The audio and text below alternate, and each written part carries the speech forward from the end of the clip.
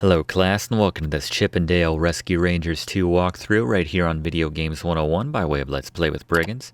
I'm your instructor, Professor Brigands.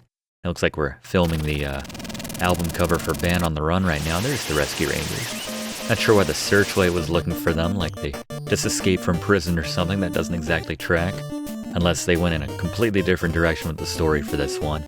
This game, like so many sequels, it's not as good as the first one. You know, sequels are always about the money. I guess in contrast to the first game, which was a licensed game based on a kid's show. Was that done out of the goodness of their hearts? I'm not sure what my point is, but not a difficult game. In terms of difficulty, I'm going to handicap Chip and Dale Rescue Rangers 2 at a 4 out of 10, which on the frustration scale equates to biting down on your controller, maybe because you wish you were playing the first game, but it's not a bad game. Let's run the intro and get into this Chip and Dale Rescue Rangers 2 walkthrough right here on Video Games 101.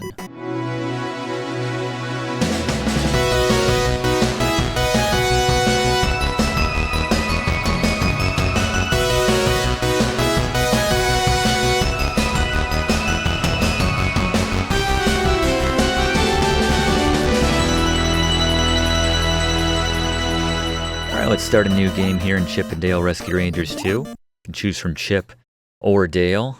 I was always a Dale guy growing up, so we're going to stick with him. Once again, this is a couch co-op game. You can play as both simultaneously as Fat Cat's blimp comes in and rescues him from prison. Rescues, maybe that's not the kind of terminology I want to use.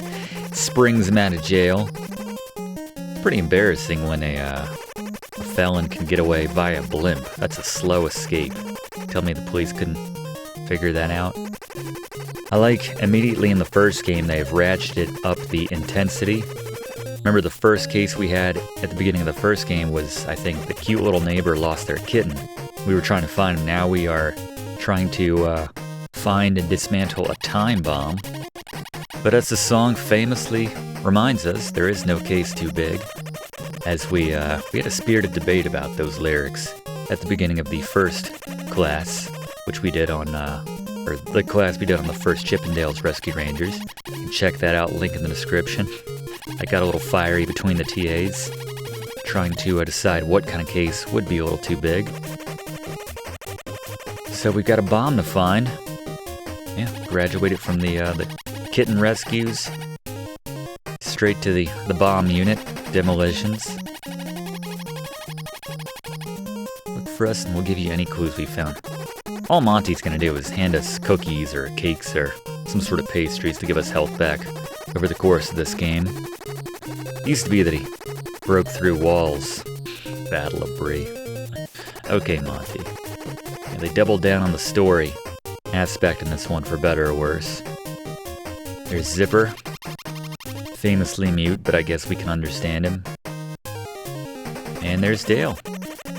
Rocking the Hawaiian shirt like Magnum P.I. That was one of Fluff's facts in that first class.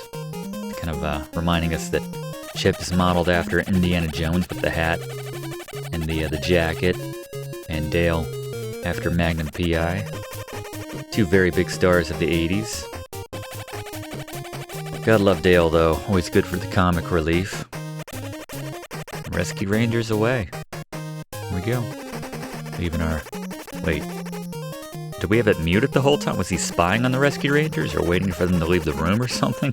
Was that just 3 minutes of dead air while the newscaster was having and recovering from a stroke or something with no one helping him? Anyway, Fat Cat broke out of prison as we take a look at the controls for Rescue Rangers 2. We have something called super throws now. When you walk in a direction, after a while you notice your item starts to flash, so you can toss it. B also picks up items, I should mention that as well, but nothing too crazy with the controls right there. We can throw diagonally now. That's a nice added little bonus for this game as we take a look at the Briggs notes. Same as the first game in that you should always have a projectile in your hand to hide behind.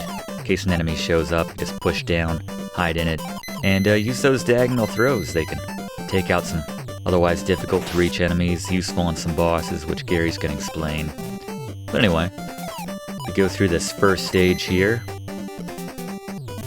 can see the super throw working right there. It's not the most practical because you don't always have a lot of room to operate to get that super throw going. And if you're moving around, then you probably don't have an enemy right in front of you necessarily, so it's not the best addition to the game, but anyway. I think this might be the only appearance of Zipper in the entire game, which seems a little lazy. No invincibility for us this time. Here's Monty to throw us something. Speaking of what he's throwing us and items in general, let's go to Blaze. Alright, let's talk about the items you will find in Rescue Rangers 2. First, similar to the first game, the acorn restores 1 health. New to this game, we have the Danish, or a cookie, whatever you want to call it, from Monty Jack. Not so obsessed with cheese in this game, or maybe he's just paying it back, or maybe it's a cheese Danish. Anyway, gives you one of these before a lot of the bosses or midway through the levels. This will top off your health. Then you have the star, which gives you an extra life. In the minigame, there's a gold star, which gives you 2 extra lives. Then you have these tokens. I guess they're called plaques in this game. Pick up 50 in a level, you will earn yourself a badge. At the end of the level, you get an extra health unit at 3 and 5 badges. Thank you very much, Blaze. Grab those badges if you like. The game's really not difficult enough to warrant it. Got our first boss, Gary. It's Scary Gary's Boss Beaters. Alright, the first boss in Rescue Rangers 2 is the Water Rabbit. With the Water Rabbit, not too difficult, just stay high. Avoid the Water Rabbit. When he comes towards you, just, get to a different ledge, stay away from him, and then grab the boxes as they show up. Sometimes the boxes will just do a solid and fall right on the Water Rabbit's head, doing damage without you having to do anything, but yeah, not a difficult boss like most of the bosses in Rescue Rangers 2. Thank you very much, Gary. Yeah, this is one of the few games, maybe the only one off the top of my head right now, where you can actually defeat the boss by not doing anything. Just avoid the boss, and eventually these boxes will smack Water Rabbit on the head. Not the most inspired name for an enemy, by the way, but down goes Water Rabbit. Didn't get enough of those plaques to earn ourselves a badge. That's alright. Call it the difficult mode. I like the good old jump there. There's always a bonus game between stages where you can earn an extra life, or 2, as you can see right there if you get the top one. I like doing that little jump to close the distance between the item that I want and my chipmunk of choice, my COC, and Dale. But anyway, the classic red wire, blue wire, which one are we going to cut? If your instinct is that it doesn't matter which one you cut, either's going to be fine, your instincts would be correct. It's a kid's game, and they've made no references to which wire we should cut. Besides, that would be very dark if the bomb exploded and took away a life right in front of us. There actually is a slight difference depending on which wire you cut. If you cut the blue one, nothing happens, but if you cut the red one, there's sort of a fake explosion here, a flash right here. You'll see. And then Dale experiences some sort of epileptic seizure, and we all have a laugh about it or something. We cut the right... Well, what the heck just happened? I don't understand. I think I'm gonna faint. Yeah, if you cut the blue one, there is no flash. You'd think it would happen regardless, either way, but no. That's how it's set up, so... Oh, he passed out. Yeah. I really think we should be taking Dale to the hospital right now, getting him checked out, but no. No, let's keep pursuing Fat Cat. Ignore whatever head injury that Dale just suffered. He's just evil. Yeah, who knows? Just classic evil. Gotta get it back. Alright, this next stage has a little section which you can only do with 2 players, so we'll take a quick break here and bring in Fluff to talk about that. Fluff? Yes, I imagine it's bad enough already not having any friends, but Capcom goes the extra mile to rub in the fact that nobody likes you by keeping a fun minigame from you unless you have someone on that second controller.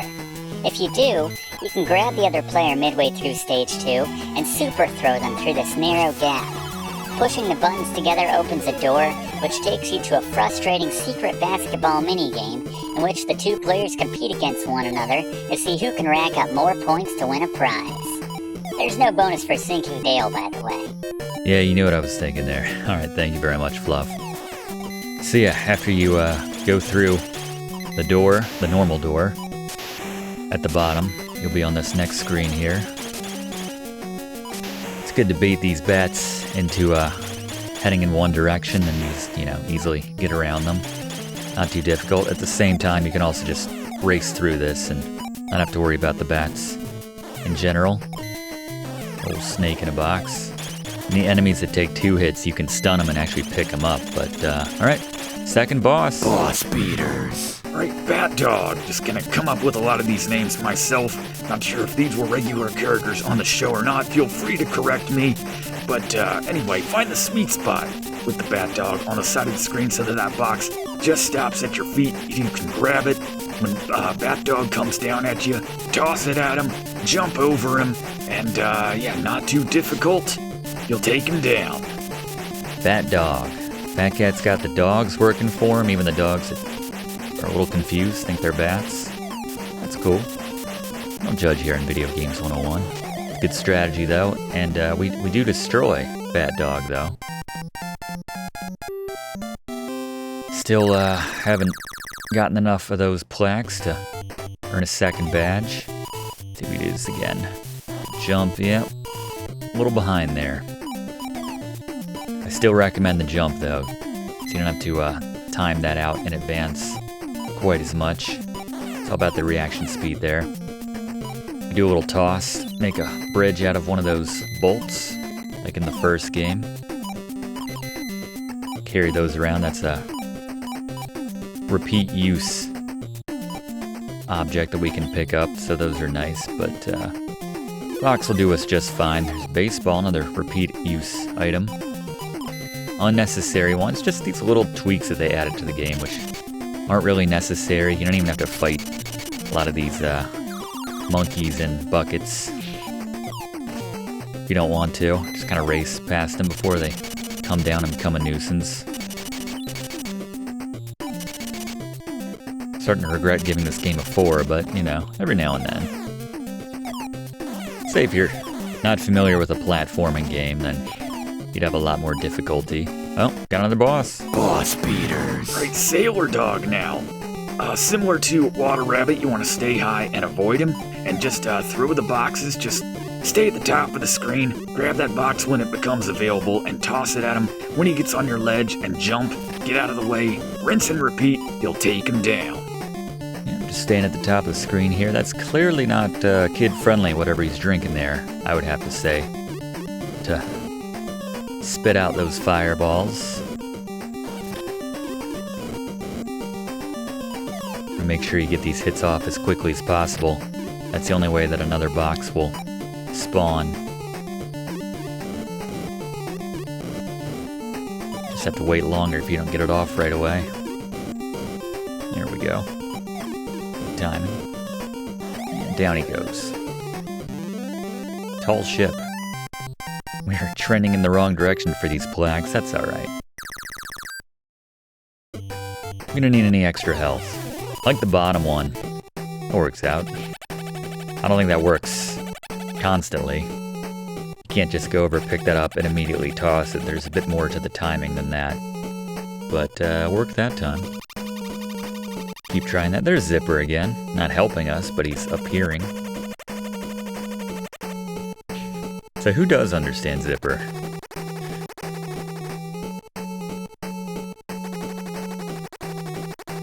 Fatcat and his henchmen headed into a warehouse by the docks. Sure, Zipper? Yeah, I mean, we saw him in the background there. Supposed to be detectives, be a bit more perceptive, rescue rangers.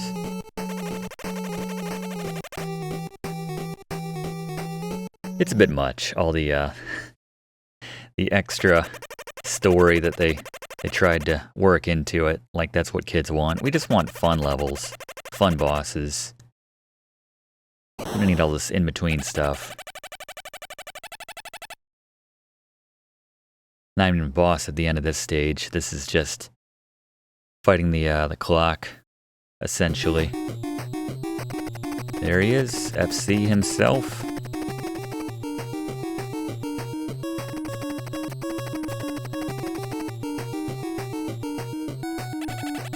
been, what, 4 years since the first Rescue Rangers came out? Something like that?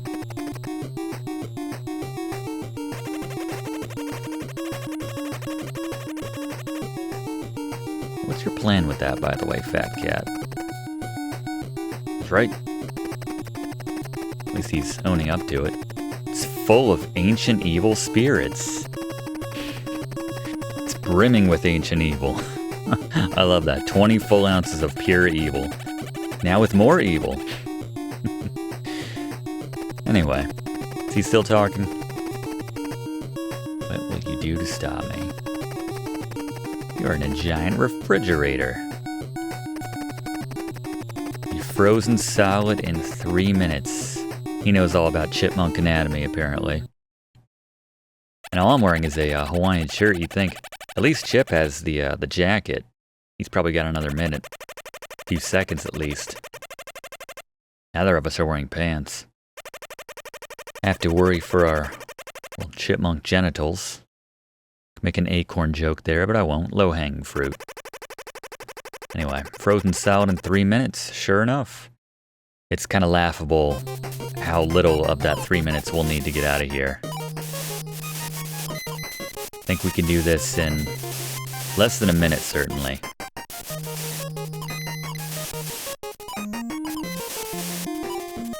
Just give me a Zone F. Give me a nice pipe level from the original Rescue Rangers. See it blows the box out of our hands there. Their enemy where, yeah, we can hit them once. If they don't die right away, that'll stun them. Then you can use them as a projectile temporarily. It's kind of entertaining.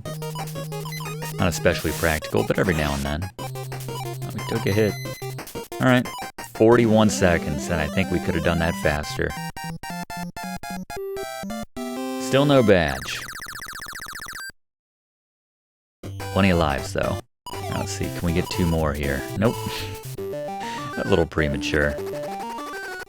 Crikey, there's ghosts everywhere. No, just the one. Right there in the background, we can see it. Alright, while we're sweating this single ghost, let's get a Fluff fact about this game with Fluff. Rescue Rangers 2 from Capcom came out in the sunset of the NES era. Released in January of 1994, the final calendar year of NES releases, the game abandons the lightly non-linear map system of the first game and instead goes for a heavier story approach. Neither the enemies nor the music is especially memorable, especially compared to the first game, and tiny gameplay tweaks they added like super throws aren't necessary, much like Rescue Rangers 2 itself. But it's harmless enough, and if you enjoyed the first game, it's similar enough to be considered an extension of that. Yeah, that's pretty much my takeaway as well, Fluff. Thank you very much. So we pick up Lumiere? It's been a while since I've seen Beauty and the Beast. It's everyone's favorite song for Beauty and the Beast, by the way, while we're not being challenged at all on this level. Although there is that freaky painting thing, those things change at random. Just be aware, be ready for the lights to go out. Reminds me of my trip to Disney World as a kid. Went to the Haunted Mansion at one point, and yeah, they had one of those paintings which changed like that, scared the bejesus out of me. Yeah, a lot of folks go for the Be Our Guest or the title song. I always kind of dug the Gaston song in the tavern. Anyway, boss time. Boss beaters. Alright, the mummy ghoul dog. You want to throw the projectiles diagonally and just move underneath him? He's incredibly easy. He'll fire out some projectiles every now and then, but it's really easy to avoid. Just go underneath him. Not difficult. Not in the least, no. I mean, it's kind of sad when I'm, thinking of ways they could have made this battle more difficult. Pretty much anyway. They could have done anything. Anytime when you just feel like rocking out to the soundtrack with little nods as a show of utter disdain for your opponent's abilities or lack thereof. They could have made this a pit right here in the middle, but no. You can walk right over it. It's fine. Big tongue. Give him that. It's got a big tongue.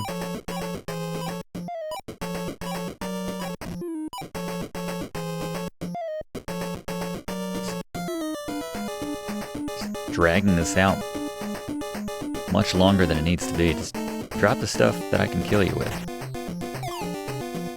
Weird wooden balls. I don't know. Wasn't the last one.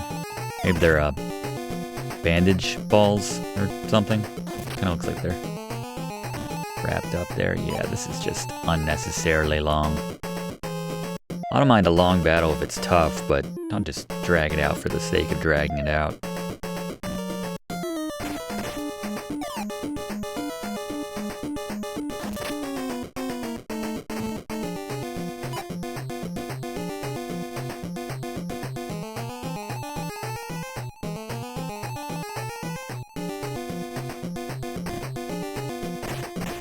This should do it. Sorry, dozed off there for a second. That did not do it. This will do it. Drop another one. There you go. It's all random as to which he threw. That did not do it. Okay. He was very heavy on the attacks early on in the battle and he just disappears. Be ashamed. What an awful boss you were. I mean, think of, like the caterpillar in the first game. That was a good boss fight. Even that robot that shot out little confetti bits. I mean, I was testing that theory right there. And put the lid back on. We did it. All the ghosts should disappear soon. That one. Rescue rodents. Ooh, good burn. Good burn, Fat Cat. Who else would it be?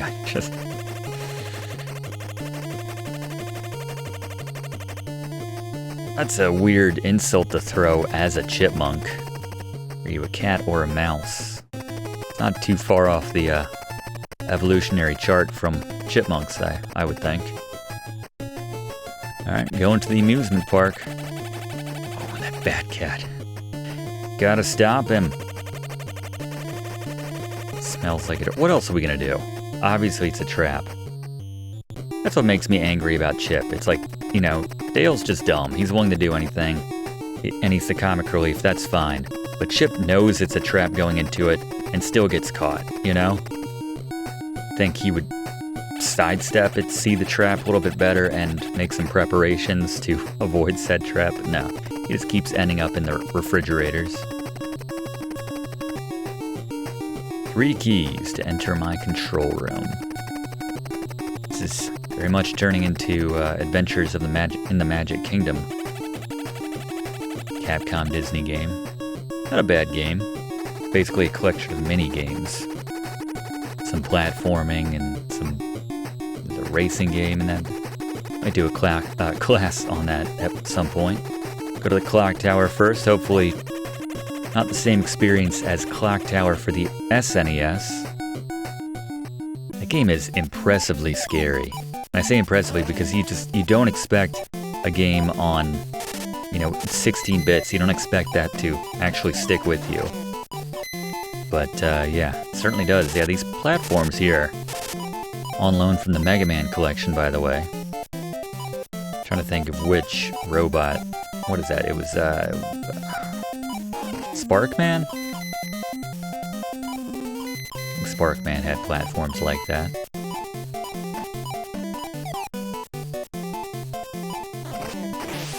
Didn't see that hammer.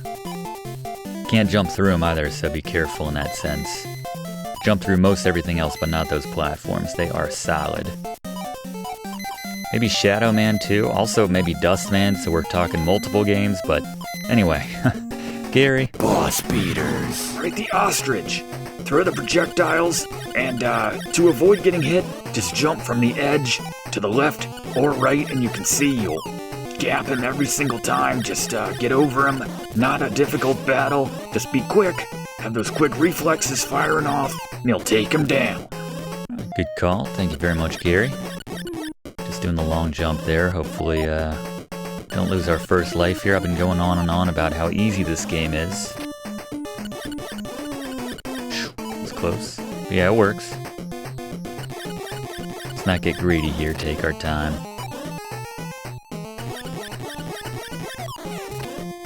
Don't know if they're gonna jump or not, so just to be safe. Is that it? Nope, one more. one more. They really don't like a lot of these projectiles lying around on the screen. I'm not going for that. Full true. Look at that. Alright. What are you posing for, Chip? You haven't done anything this entire game except smelled traps and then fallen into them time and time again. There we go. Do it like that. That's the timing. Basically, as soon as you see it go off the screen to the left, just toss it straight up and, yeah, you should be timed right to get the 2-ups right there. Not that you need them. Definitely won't need them for this game.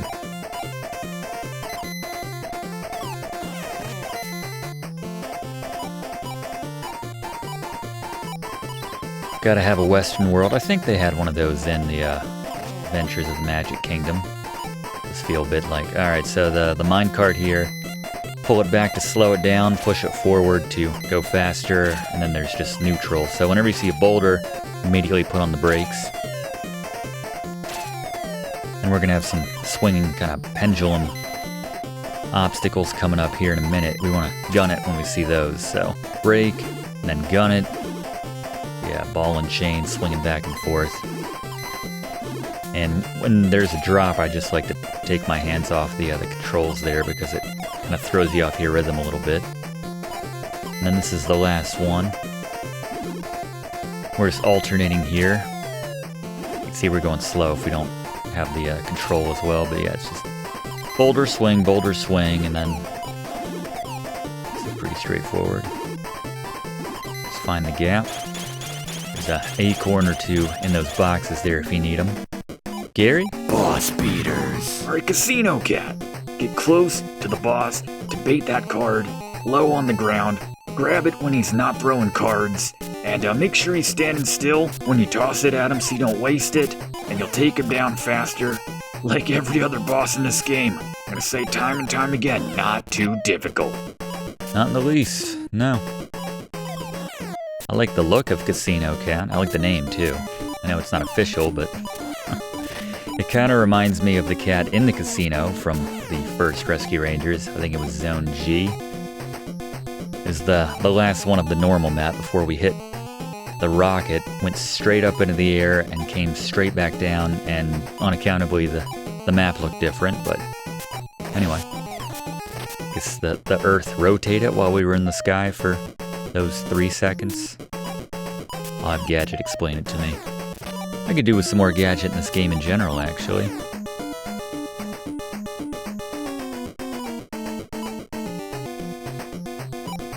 Got more than one deck. I feel like he's thrown more than 52 cards at this point, I'm not sure. Anyway, Casino Cat down. Yeah, the cat in Zone G, a little bit more full-bodied compared to that cat. I don't know, maybe it's been working out. Maybe it's a different cat. I don't know. Let's try it again. There we go. Yeah, that's the move. Figured that out in real time. Never really tried it. Alright, by process of elimination, the last key must be in Future World. Well, let's do it.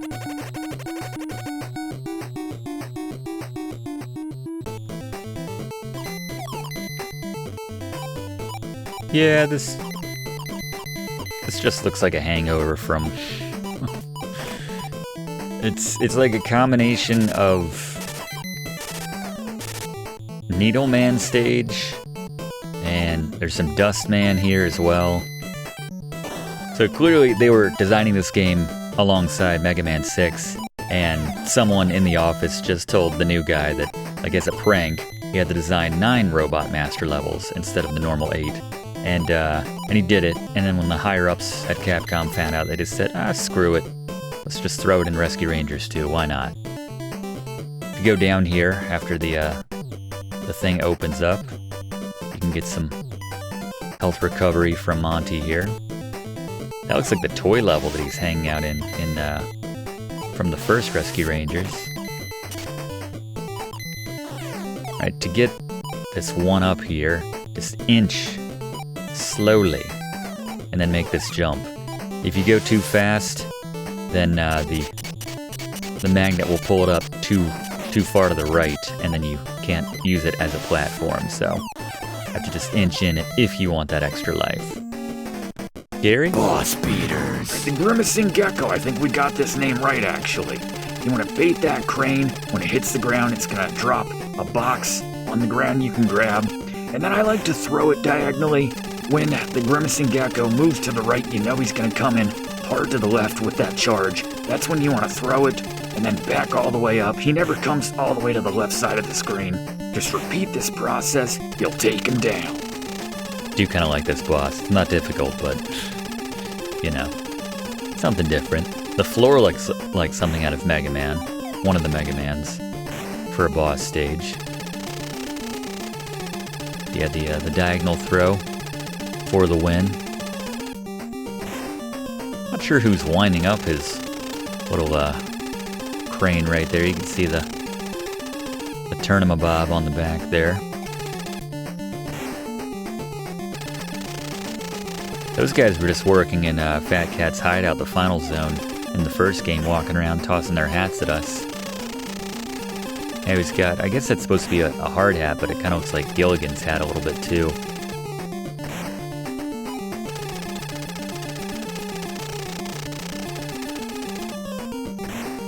Or like a marching band hat? I don't know, that's like a chameleon in a way. I know he's a gecko. Joke doesn't really work, but we're filling time as every boss battle's taking longer than, there you go. Waving the white flag, I like that. Got 9 lives going into this final level. I think we got it.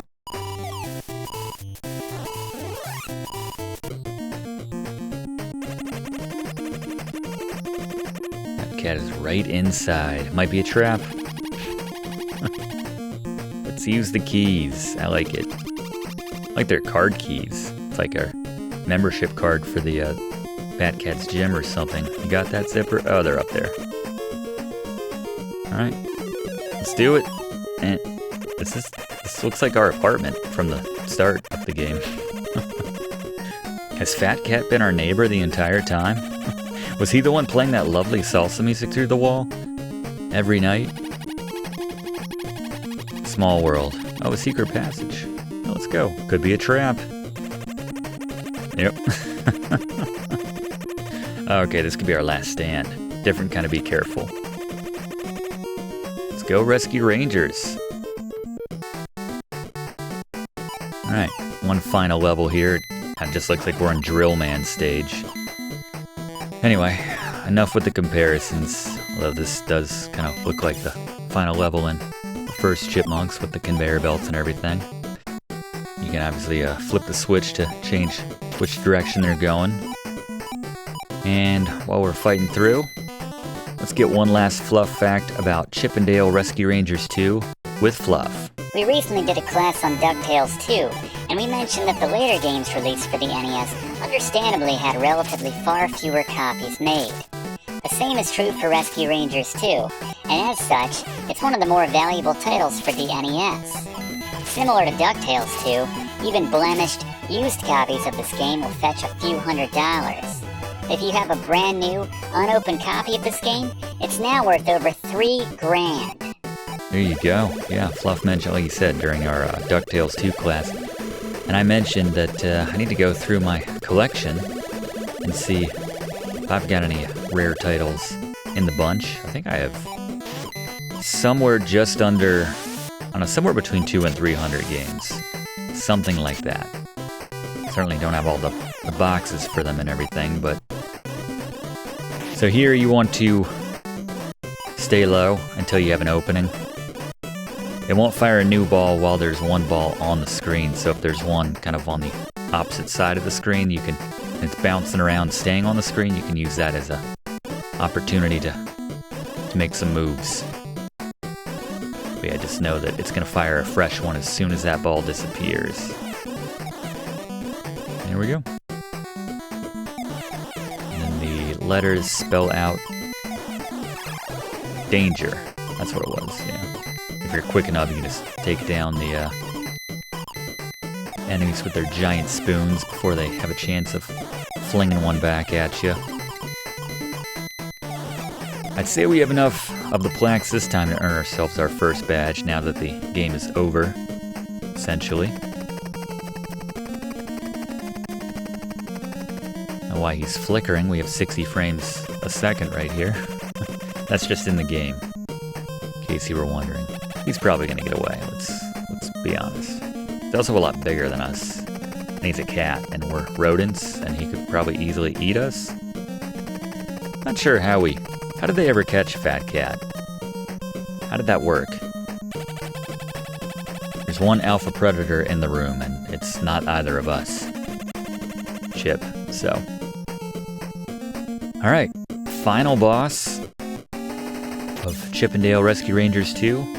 As always, Gary, take us home.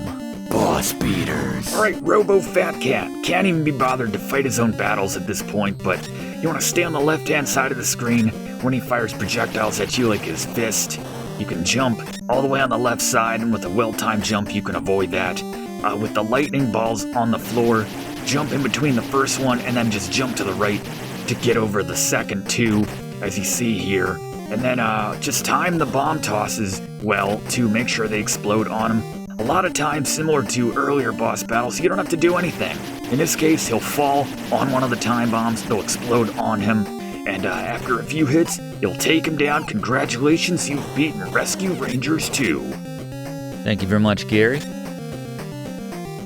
Good work with all the boss tips today, although some of these, like I said, and this is even one of them, like you mentioned, where the boss can actually end up destroying themselves with no effort required on your part. It's a little annoying trying to get the timing just right on the bombs here because each reset is so. Yeah, that was a bit early. That's easy enough to dodge, just back and forth like Gary said.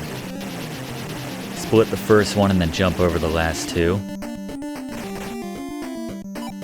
And it's not like he even tries to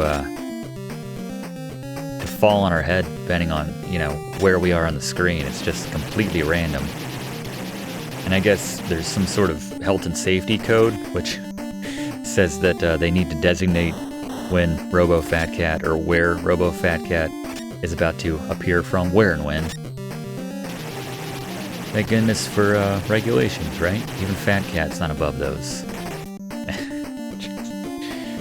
What a poorly conceived strategy from Fat Cat, I have to say. Is he even paying attention? He's just really phoning it in, I think, is the point I'm trying to make. At this stage in his career, he knows the Super Nintendo's out. It's been out for years. He knows they're gonna stop production on the NES any day now. What's the point, right? That's what he's thinking. He's waiting for his, we got a double hit right there, alright. Bringing some drama to the end of this class. There we go. He's waiting for his 16-bit debut.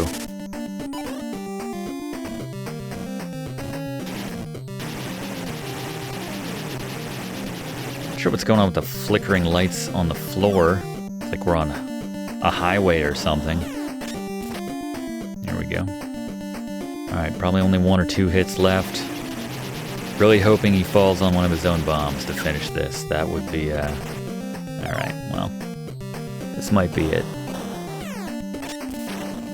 Nope. That was close. One more. Alright, here we go. Come on. No. Sometimes it'll hit the tail. This one might, but in the interest of ending this class. Alright, well, one last hit.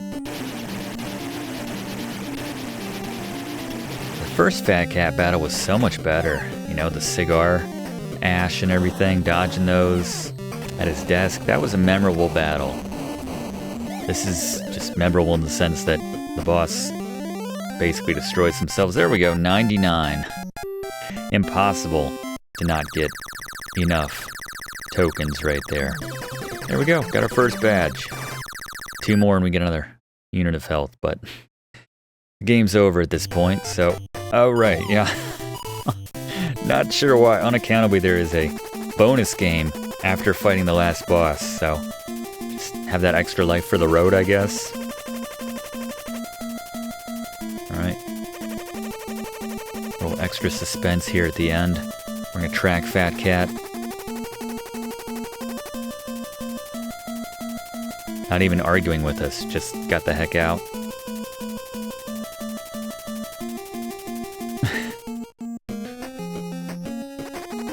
Just very strangely written.